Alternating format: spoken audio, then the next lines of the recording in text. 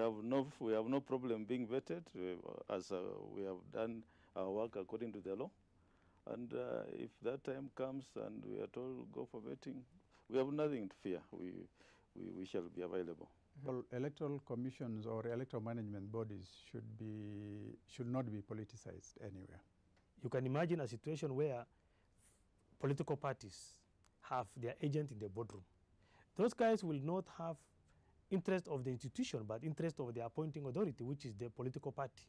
It is being alleged that those of us who are in the commission from 2017 were divided along party lines. What if now you legitimize that division by bringing people who are already politically aligned? Things will even be, the boardroom will even be hotter as it is going to be, you know, from the look of things. All right, those are the three remaining commissioners. They are speaking about the question about having political appointees in the commission. And Commissioner Zaja, you were there for, is it 5 years? And you went through the 2013 election despite your early exit in 2017 January, or was it late 2016? Whatever the case may be. 2017 January. Yes, 2017 January. So when you hear the proposals to have 4 representatives of the political parties in the commission, what strikes you? Is it the fair thing to do, and what are the difficulties that would come with a board having to sit and make decisions for the country? I think we as Kenyans forget some of these things too soon. This is not the first time. If we are going to have it, it won't be the first time. You remember very well that during the Kivuitu Commission, we had almost 22 commissioners, and they were all nominated by various political parties in the spirit of bringing together political parties, the politicians, to be engaged in the electoral process. But I think you remember very well that this was one of the darkest periods in our electoral history, and that took us into the 2007-2008 post-election violence. It might be a good thing if there is consensus among the politicians to have commissioners within the IEBC. But looking at our political history, we may need to ask ourselves the question as to whether that is possible now or that is tenable now. And having representation from the parties, you may not even have a good representation of the parties. You'll only have the big parties represented. 4 slots are too few for the many political parties we have. We will only have those that command a big constituency having representation within the IEBC. So as we have this conversation, we need to reflect on our political history. We need to remember that the independence of the commission will be at risk. We need also to remember that when you are conducting elections, you are not contesting elections. So you need to preserve and protect the integrity of the whole process so that everybody who is participating, who is contesting the elections, the politicians, are satisfied that the process has been free, fair, and the integrity of the results is maintained. Otherwise, the proposal requires a lot of thinking, a lot of going back to the drawing board on our past and seeing whether that is the right thing to do. And at this time, if we are in agreement that the big parties can have a slot in the IEBC, then so be it. What happens to the parties that are growing? Are we really nurturing democratic governance? Are we really espousing the principles that are in Article 90 of the Constitution? I don't know. We need to ask ourselves these basic questions before we put the proposal into the BBI, into the bills that are coming up under the electoral reforms bills. Let's break down what you're saying, because you're saying a lot without saying a lot. And I'm just wondering, because you said that the Kivuitu Commission of 22 was representative of the political interest. And in this country, we've been told of the IPPG of the 90s that gave birth to the commission that presided over the election of 2002 and 2007. No, actually 2002. But what do you need sitting in the commission, because it's managing elections is more of a technical issue? How much of political patronage or political confidence do you need? Yeah, you are right that, you know, when you are managing elections, it's about the technical, the processes, the nitty-gritties. But when you bring in political interests, where a party is dissatisfied, say with the number of polling stations in a particular constituency, they are dissatisfied that their voters have been denied access to a polling station. Mm-hmm. Or during registration, you have used a formula that does not ensure that you register as many people in a certain constituency or in a certain stronghold. And these are the experiences we had during the Isaac Hassan-led IEBC team, that during even the registration process, parties were asking for more time to have their voters registered because mm-hmm. they felt the time was too short. And other parties were calling for, you know, extension of the time, while others were saying, no, we cannot allow others to, you know, to come in. You know, there are all these considerations, and these are matters of policy. Okay. But again, bringing in the political views to the table of the IEBC.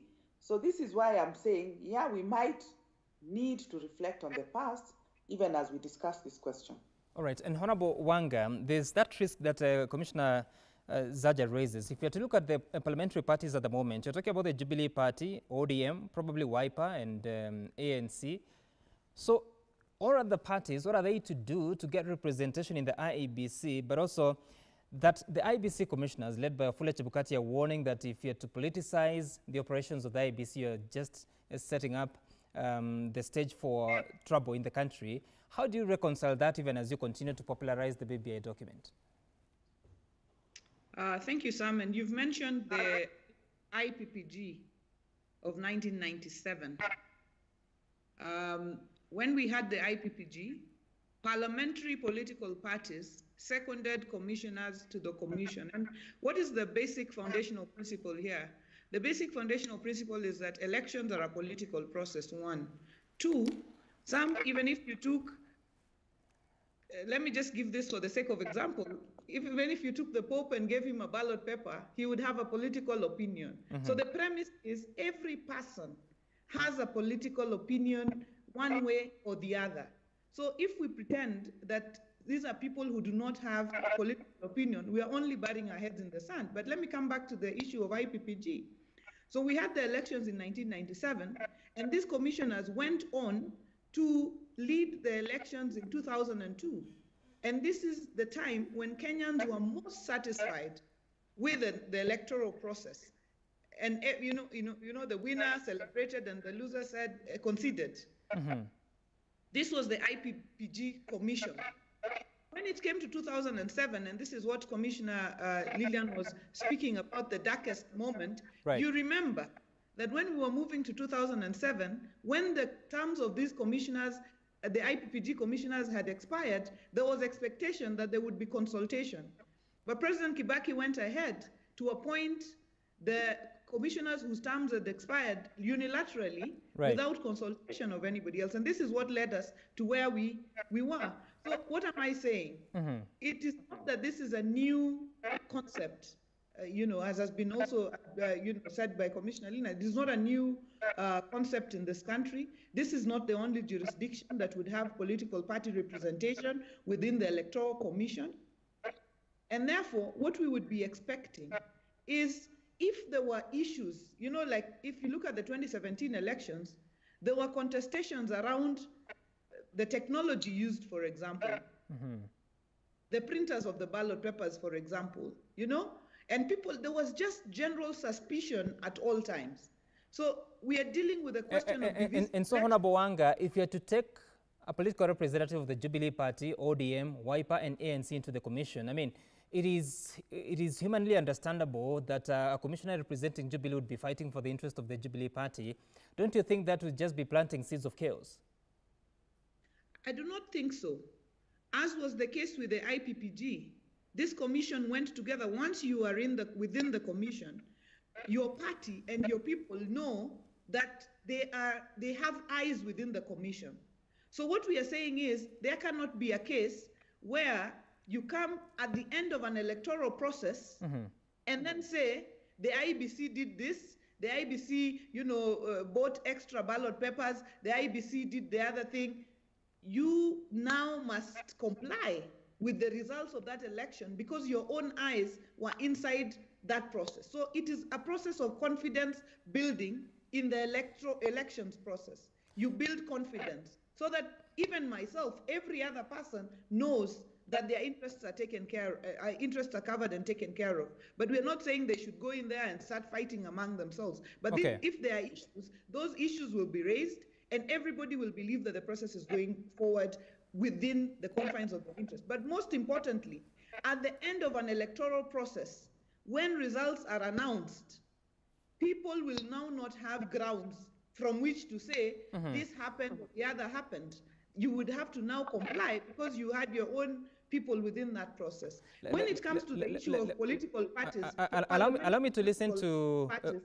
sorry, Honorable Wanga, allow me to listen to Commissioner Nyokabi here because there's that fear at political puppeteering if these appointees are to sit in the IEBC, yet we know that the I stands for Independent Electoral Boundaries Commission. How would you then continue to call it so if politicians and political parties are the ones in charge of appointing commissioners that will be representing their interests? Thank you, Sam. And the independence comes once they form the commission. Remember, the independence is protected in the Constitution. So it wouldn't matter where you are drawn from. Once you get onto the commission and you get onto the table, you would then have to wear the two hats, and the Kenyan hat, they have to be the stronger one that you wear, and that is where the independence comes in. But what has happened is actually what both Commissioner Lillian and Honorable Wanga are saying, that we've been on a history. It's a historical journey for our electoral management body with ups and downs. And some of our best elections are actually that election in 2002 when President Moi, the second president, was handing over power to the third president, Kibaki. And we also have the example with the Lillian's Commission in the 2010 referendum. That also was well done by the Isaac Hassan team. And we also have the 2005 referendum. And so what the steering committee at BBI did was to look at the history of all of those processes and to ask the question around trust deficit, that Kenyans don't trust the IEBC, political players don't trust the IEBC. How do we get commissioners that inspire trust in the IEBC? And again, this model is borrowed from many other countries. So, and you have to remember that these are not the only commissioners. You have Kenyans represented by 3 other commissioners. So that the political players are only one face of the game as far as politics is concerned. And the commissioners are not direct. It is not that ODM directly appoints Commissioner Lillian. It is that all the parliamentary political parties that are more than 10 give a list of people they have confidence in, Kenyans that they have confidence in, who may not even be their members. They may not even be members of the party. And then from that list that all the political party players believe in, then we can get 4 commissioners. And we are hoping that that inspires more confidence, deals with the trust, and helps us to deal with the question of divisive elections, which is a major, major question for us. But essentially for the country, it should be that winning and losing elections does not cause violence. Votes are counted. I have won the election, I assume office. Votes are counted, I have not won the election, I serve the public in other ways. We have made elections in Kenya a do or die, which is not a good thing. We are going to pay heavily for that mistake. Elections are about public service. So can we just have commissioners who help us to have public officers in elected office? And then every 5 years, we have a chance to change those officials if we don't agree with what they're doing. And we need to reduce the amount of tension that elections are bringing. And if commissioners from political parties helps us to reduce that tension, so be it. All right, Commissioner Nyokabi, we have about 5 minutes to conclude the conversation, so I'll try to split into 1.5 minutes each person. But let me begin, because you said that the question of reducing tension, and when you look at history, it will tell you that the 2002 may have been the only non-contested election, but also it is the only election that the one that was first runners-up did not contest, but rather considered being defeated, and that was President Uhuru Kenyatta. So I don't know that that helps in the management of elections. But Commissioner Zaja, so you left office almost a year, about 11 months to the expiry of your term, and now we are being told that the Chebukati team will have to go through fresh vetting should whatever is being proposed in the BBI become law. They are saying they don't have a problem with being vetted because they have nothing to hide. But what do you think should happen to the three commissioners, even as they raise concerns that there is underfunding and money only comes in during the election year, which really hampers how best they can manage an election? I heard Chairman Chebukati say they have no problem. And I think this being a constitutional commission, if you have done your work within the confines of the law, really you should have nothing to fear. This is a team that was vetted before they went into office, and so the vetting was done.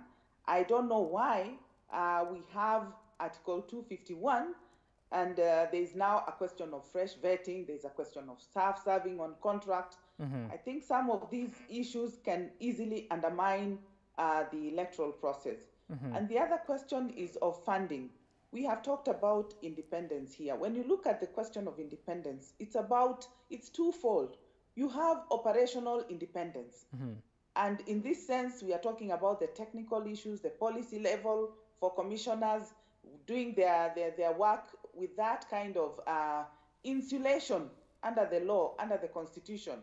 They have that operational independence. Okay. On the other hand, they do not have financial independence. The funding of the commission, of course, has to be planned for. It has to be, all the activities must be budgeted for. And I've seen in the proposals for the BBI, every activity must be explained and the funding explained as well. This is a public entity. Parliament must pass the budget of the commission. The budget is done. It is presented to Treasury. It is defended, both at Treasury and in Parliament. So the question of funding really is one that also should be sorted. Right. The IEBC needs to have a fund, yes, so that it can have that financial independence. When you talk about the budget being taken to Treasury and then to Parliament, in Parliament it can face hurdles because of the different political interests. So again, there we need some insulation in terms of how they are funded to assure them that every activity that they have costed, because they do the costing using the parameters, the polling stations, the number of registered voters, and various other things in terms of their use of technology, the change of technology. All these things dictate how much will be spent on any election. So I think Commissioner Zaja, that independence is important. All right, thank you for that. And Honorable Wanga, as you wind up, so look, listening to the commissioners, they're saying that they wanted to audit the servers that were contentious in 2017 election. They have not been given that money. They have requested for it, but always the Treasury is scrapping that. The pending bills, they are yet to pay back more than 3 billion shillings. The KIMS kits are still scattered across the country. They wanted to manage them. That is not possible because money is not being availed. Parliament has a big role to ensure that they receive these resources, but also when the National Treasury is there scrapping whatever request they have, then it hampers the operations. How do they move on? Even if you have political representation in the commission, but it is being underfunded, it's not going to succeed. The question of funding should be addressed separately. It's an operational issue between Treasury and the National Assembly. So I think it's good they have raised the issue, but they shouldn't have waited until the BBI process to start raising the issue of funding, because the first time I'm hearing about this funding challenges of the IEBC is now during this process. But I think on the issue of vetting, I'm glad that the Chairman Chebukati has said that they are not afraid of being vetted, and the elections management body must have confidence of Kenyans. Remember, this is the IEBC that had the presidential elections nullified. This is the IEBC that was ordered by the Supreme Court to open the servers. That never was. They say they opened, but nobody went to review them. Even as no, that is just propaganda. Even as they sit on that high horse that I see them sitting on, they must know that Kenyans have not forgotten some of these things. So even as they go into vetting, they must remember that they cannot go into the next election with the kind of doubts that Kenyans have, because that is recipe for chaos. So I support the vetting process, but the IEBC commissioners who are remaining should not sit on a high horse. In fact, they should understand that Kenyans have serious questions around the conduct of the last election. Right, and Commissioner Nyokabi, you'll have the final word in less than a minute. So now, should they just leave office? Will the vetting restore the confidence in the politicians, not just Kenyans, but in the politicians? The vetting has been used before in the country, so this is not the first time we're using vetting as a mechanism. And constitution is a renewal of contract. So every time we renew our contract, we look at institutions that are critical and we check at the personnel that is there. So that happened with the judiciary in the 2010 constitutional review exercise, where the entire judiciary was vetted. So this time it is the IEBC. Vetting for suitability. Are they suitable to continue holding those positions to inspire trust and confidence in how they manage elections? And in any case, remember now the term is 4 years. So there would be need to look at that vetting afresh. But then ideally with all of the BBI process is to move our country forward. There are things that are really good in the 2010 Constitution. We have used it in 2013 and 2017. We now can look at it and move our country forward in terms of the questions that are still pending to be solved. And so let's read it that way.